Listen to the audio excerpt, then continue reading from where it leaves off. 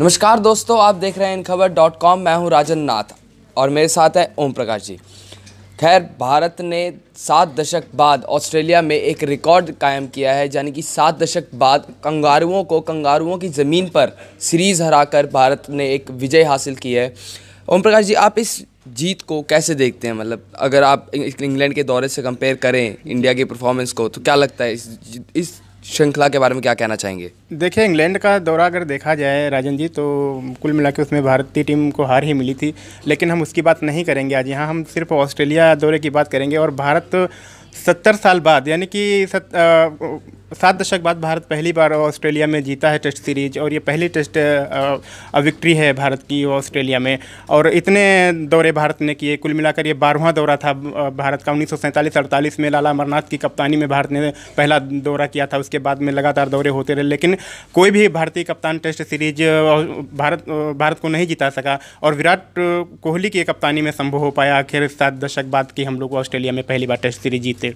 अच्छा, एक Perth test को छोड़ दें तो चारों टेस्ट मैच में, बाकी के जो 4 टेस्ट मैच हैं उसमें चेतेश्वर पुजारा, जो कि मतलब इस मैच में ही मैन ऑफ द मैच रहे, सिडनी टेस्ट मैच में, और मैन ऑफ द सीरीज भी रहे। 521 रन का आंकड़ा बहुत कुछ बोलता है। तो क्या बोलते हैं आप चेतेश्वर पुजारा की बल्लेबाजी के बारे में? देखिए, चेतेश्वर पुजारा के बारे में यही कहा जा सकता है कि उनका बहुत बड़ा योगदान रहा इस टेस्ट सीरीज को जिताने में भारत को, क्योंकि 521 रन बनाए उन्होंने, 3 शतक किए, सबसे ज़्यादा रन। हालांकि मुकाबला तो विराट कोहली और मिचेल स्टार्क के बीच जाना जा रहा था कि इनके बीच मुकाबला होगा, लेकिन विराट कोहली ने 282 रन किए और वहीं मिचेल स्टार्क मात्र 13 विकेट ले पाए। और पूरी टेस्ट सीरीज में अगर देखा जाए तो चेतेश्वर पुजारा छाए रहे, और उनकी ही ये बल्लेबाजी का कमाल था कि हम लोग ऑस्ट्रेलिया में पहली बार टेस्ट सीरीज जीते। अच्छा, अगर बात करें कोहली की, तो कोहली ने इंग्लैंड में 512 रन बनाए थे 5 टेस्ट मैच में, लेकिन इस बार केवल 282। तो इनकी पारी को किस तरह से देखते हैं आप? देखिए, ऐसा ज़रूरी नहीं कि कोहली इंग्लैंड में चले थे तो ऑस्ट्रेलिया में भी वो बढ़िया परफॉर्मेंस करेंगे, ये कोई ज़रूरी नहीं होता, क्योंकि हर जगह की कंडीशंस अलग अलग होती हैं, पिच कंडीशंस अलग होती हैं, बॉलर्स अलग अलग होते हैं।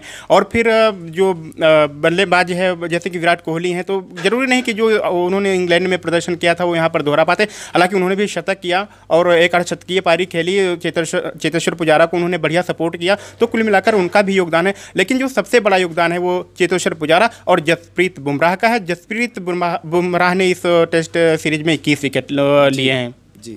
अच्छा, अगर चेतेश्वर पुजारा की जैसे आप बात कर रहे हैं, तो हर जगह चेतेश्वर पुजारा दिखाई दे रहे हैं। तो इसके अलावा हमारा ओपनिंग डिपार्टमेंट बिल्कुल फेल रहा हर बार की तरह। लास्ट के 2 मैचेस में थोड़े से एक्सपेरिमेंट्स किए गए, मयंक अग्रवाल को बुलाया गया, उन्होंने बहुत बढ़िया परफॉर्म किया। तो क्या लगता है मयंक अग्रवाल न्यूजीलैंड सीरीज में अपनी जगह बना पाएंगे?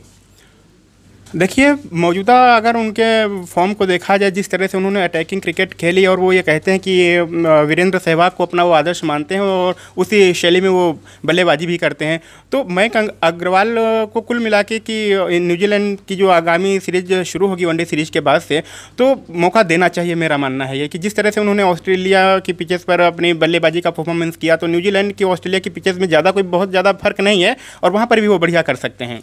अच्छा, मयंक अग्रवाल के आने से ओपनिंग डिपार्टमेंट में हमारे पास 4 ऑप्शंस हो गए हैं। आप शिखर धवन, मुरली विजय, मयंक अग्रवाल और केएल राहुल। तो आप किन्हें देखते हैं कि आने वाले टाइम में भारत को ओपनिंग डिपार्टमेंट में बहुत मदद कर सकते हैं? देखिए कि जिस तरह से अगर मयंक अग्रवाल को देखा जाए तो, और पृथ्वी शॉ, तो ये 2 ऐसे बल्लेबाज हैं कि ये टीम इंडिया में स्थायी जगह बना सकते हैं, क्योंकि हमारा जो ओपनिंग स्लॉट है, चाहे वो केएल राहुल हों और चाहे वो मुरली विजय हों, ये पिछले दिनों से फ्लॉप रहे हैं। सिडनी टेस्ट में पिछले दौरे में देखा जाए तो केएल राहुल ने शतक किया था और विराट कोहली ने भी 147 रन किए थे। लेकिन इस टेस्ट मैच में अगर देखा जाए तो ना तो विराट कोहली ने कुछ खास कर पाए, और ना ही और वो कर पाए कुछ केएल राहुल। जी। अच्छा, अगर अब देखें आप मिडिल ऑर्डर की तरफ आए, तो हमारे विकेट कीपर युवा खिलाड़ी ऋषभ पंत बहुत ही बढ़िया शतक लगाया इस मैच में, 150 रन का आंकड़ा पार करा। उनकी बल्लेबाजी के बारे में आप क्या कहना चाहेंगे? 159 रन उन्होंने बनाए और धमाकेदार उन्होंने बल्लेबाजी की। अंतिम समय में जिस तरह से भारत को रन बनाने चाहिए थे, उन्होंने वो बल्लेबाजी कर दिखाई। और वो एशिया के वो पहले ऐसे खिलाड़ी हैं जिन्होंने ऑस्ट्रेलिया में 159 रनों की पारी खेली है। उनके अलावा इतनी बड़ी पारी किसी विकेट कीपर ने आज तक ऑस्ट्रेलिया में नहीं खेल पाई। इसके अलावा वो भारत के पहले विकेट कीपर हैं ऑस्ट्रेलिया में शतक करने वाले। अच्छा, मैं एक और चीज़ पूछना चाहूँगा कि जैसे आप अगर ऑस्ट्रेलिया की टीम को देखें, तो कहाँ चूक रह गई ऑस्ट्रेलिया की टीम में कि मतलब वो जीत हासिल नहीं कर पाई? देखिए, जीत क्यों नहीं हासिल कर पाई, इसके 2 कारण हैं। एक तो उनके 2 प्रमुख खिलाड़ी बाहर हैं, ठीक है। और दूसरी बात है कि उनकी बॉलिंग जो मिचेल स्टार्क से उनको उम्मीदें थी वो कर नहीं पाए।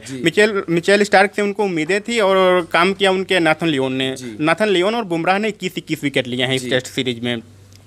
और इसकी शुरुआत वहाँ से हुई साउथ अफ्रीका से, जब वो साउथ अफ्रीका में टेस्ट सीरीज हारे और उनके प्रमुख दो खिलाड़ी जो स्टीवन स्मिथ और डेविड वार्नर बाहर हुए। उसके बाद में फिर ऑस्ट्रेलिया ने यहाँ पाकिस्तान के खिलाफ यूएई में सीरीज़ खेली, वहाँ पर भी उनको हार का सामना करना पड़ा। तो कुल मिला के उनके जो खिलाड़ी जो जब से दो बाहर हुए उसके बाद से वो कुछ बढ़िया नहीं कर पाए और वो उस अपने उन खिलाड़ियों के जो जगह खाली हुई टीम की वो भर नहीं पा रहे हैं। और चलिए अब एक आखिरी सवाल, ओडीआई सीरीज शुरू होने जा रही है, धोनी वापस आ गए हैं, क्या कहना है आपका ओडीआई सीरीज में क्या होगा? देखिए, धोनी के लिए ये जो सीरीज है ये एकदम परीक्षा है वर्ल्ड कप के लिए। और भारतीय चयनकर्ताओं ने उनको एक वनडे सीरीज में बाहर करके दिखा भी दिया कि अगर आप अच्छा नहीं करेंगे तो हम आपको बाहर भी कर सकते हैं, जैसे कि उन्होंने एशिया कप में बढ़िया नहीं खेला था और बहुत ही औसत उनका प्रदर्शन रहा था। दूसरी बात यह है कि रोहित शर्मा जो हमारे उपकप्तान हैं वो शानदार फॉर्म में हैं ही, और इसमें कोई दो राय नहीं कि ऑस्ट्रेलियाई पिचेस रोहित शर्मा को बहुत भाती हैं। जब हम सीवी सीरीज जीते थे पिछले 2008 में, तब रोहित शर्मा ने उसमें बहुत बढ़िया प्रदर्शन किया हुआ था। उस मैच में सिडनी का वो मैदान था और अर्धशत की पारी उन्होंने शानदार पारी खेली थी।